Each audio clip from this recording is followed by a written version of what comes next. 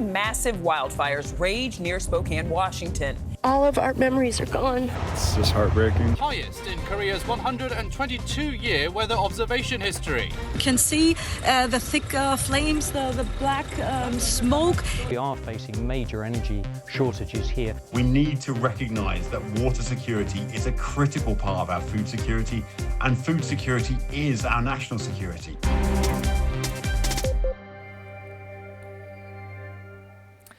Wildfires continuing to burn across Europe and parts of the United States, yet more temperature records being broken. The extreme heat continues. Over the next 10 minutes or so, we'll have the latest from around the world and assess what the implications are for all of us. First, look at this map from NASA. The red areas show all the active fires and what they call thermal anomalies in the last 24 hours. They are areas that are currently exhibiting unusual temperature differences. That can be from fire, hot smoke, agriculture, or other sources. Well, 3 of those major fires are burning in Washington around the city of Spokane, with officials warning that they have not yet been contained. Adam Yamaguchi from our US partner CBS News has more details. Fierce wildfires are raging on residential streets in eastern Washington state. Fire crews and residents in Spokane encountering apocalyptic scenes, fast-moving flames tearing through neighborhoods and engulfing one house after another. Look at that. Holy moly. Fire officials say flames jumped the Spokane River, the towering walls of black and orange smoke swallowing the suburban skyline. Oh my gosh, bro. Donalda Brantley recorded this video as she and her boyfriend evacuated their neighborhood with only the clothing on their backs.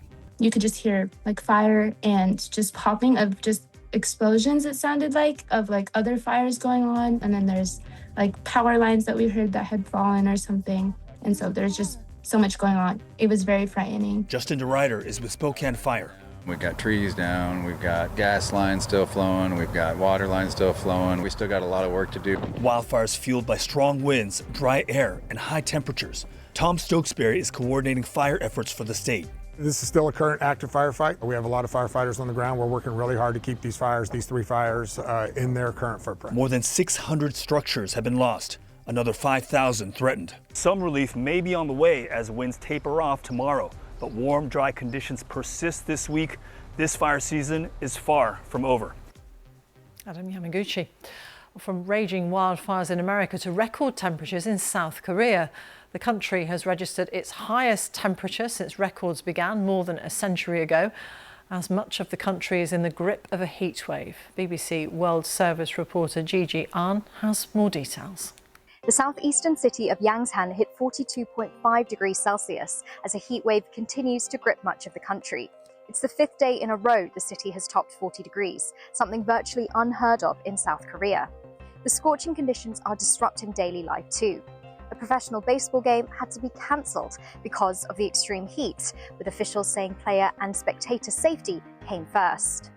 Across the border in North Korea, state TV has been showing packed beaches and water parks as people look for relief from the high temperatures.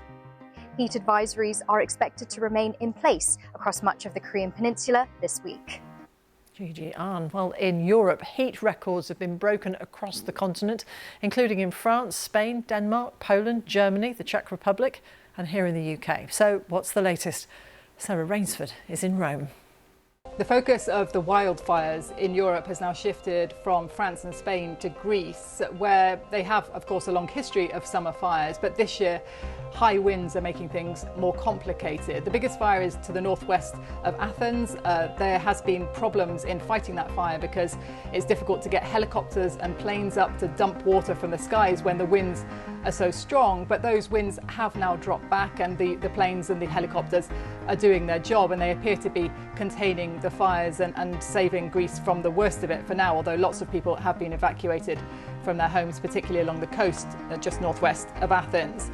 It seems that this, of course, was caused by the intense hot weather. Now, here in Italy, the country has so far escaped the worst of the fires, but there is yet another heat wave here. We're in the 4th of the summer so far. Temperatures very high, but the key thing is that they're high all over the country. Almost every big city in Italy is now on red alert because of the high temperatures, and the temperatures drop very little at night, so there's not much respite even in the evenings. Farmers very worried about the low water levels in the rivers and the reservoirs and what that means for their crops going forward. And there looks like there is no immediate respite because this heat wave is set to last for at least another week.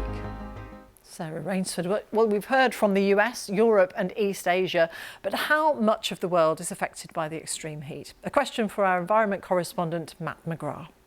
Well, environmentalists sometimes talk about the world being on fire, and while that's an exaggeration, it's certainly true that the northern hemisphere is experiencing extreme and unusual levels of heat.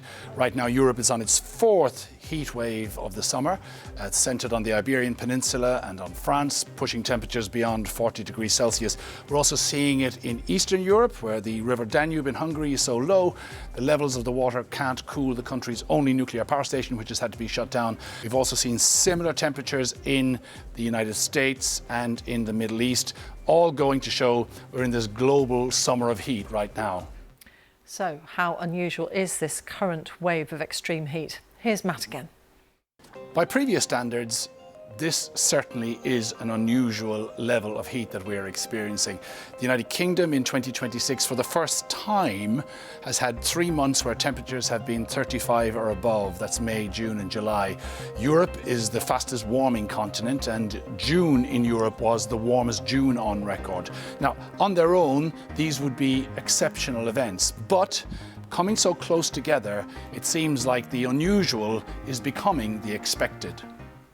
So if, as Matt says, it is becoming the expected, what are the implications of the heat?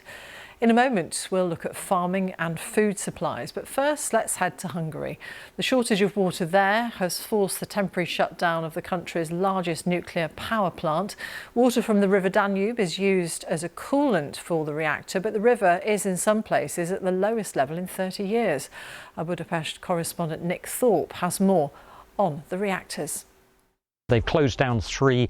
One of them is still functioning, but only at half capacity, I think, generating 240 megawatts.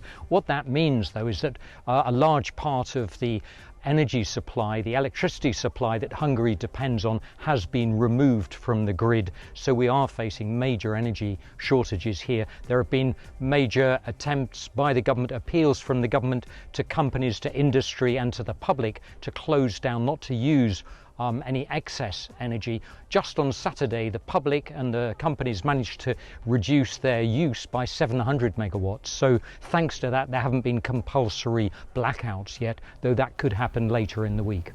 Nick Thorpe. Well, to try to ease the problems with the Danube, the Romanian army has done this.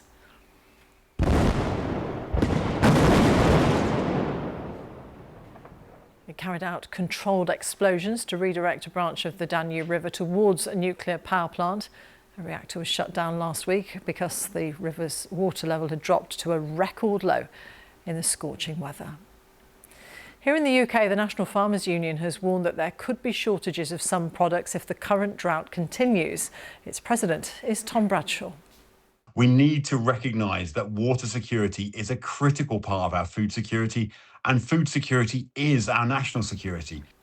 Our Wales correspondent Thomas Morgan has been to a farm which is already suffering from the extreme heat. Well, this field should be in the process of being replanted and reseeded at the moment after the wheat harvest finished, but it can't be. And why? Just look at this. The ground is absolutely rock hard. It's coming off in clumps. Nothing can be done with this. And the farmer that owns this field has told me that his wheat production is down 30% on last year. And why is that? Because it's been so hot and so dry for so long. I've seen the barns, it's nowhere near full. So he's been warning, as have other farmers, that at some stage the cost may have to be pushed onto consumers if this scenario has been replicated across the country. Things like bread may have to go up in price. And what about animal farmers? Well, dairy cows, they're not producing as much milk as usual due to the hot weather. And cattle farmers, they're having to buy more feed as well because it's been so dry. The grass simply hasn't grown properly. So the NFU and farmers are calling on the government for more help when it comes to food security in the UK and more help for access to reliable water sources. Thomas Morgan in the Vale of Glamorgan. So those are some of the implications of the extreme heat, but will we see more of it? Is the world heating up? Here's our environment correspondent, Matt McGrath again. Yes, the world is definitely heating up. We've seen the global average temperature go up by about 1.4 degrees Celsius since around 1850. That's when the world started using large amounts of coal, oil and gas, fossil fuels as they're known. Now we're seeing in those global average temperatures big discrepancies, and it hides a lot of really interesting stuff, such as in Europe, for instance, temperatures have gone up by about 2.5 degrees over that period of time rather than the 1.4 global average. We're also seeing extreme heat in the oceans right now. That heat is coming out of the oceans and adding to more in the atmosphere as well. And we're also seeing the onset of an El Nino. An El Nino pattern has been declared this year. Later this year, it's expected to be a strong one. That will push temperatures up higher this year and certainly into next year, all contributing to the extremely high temperatures we're expecting later this year and early next. And that's all you need to know about the extreme heat.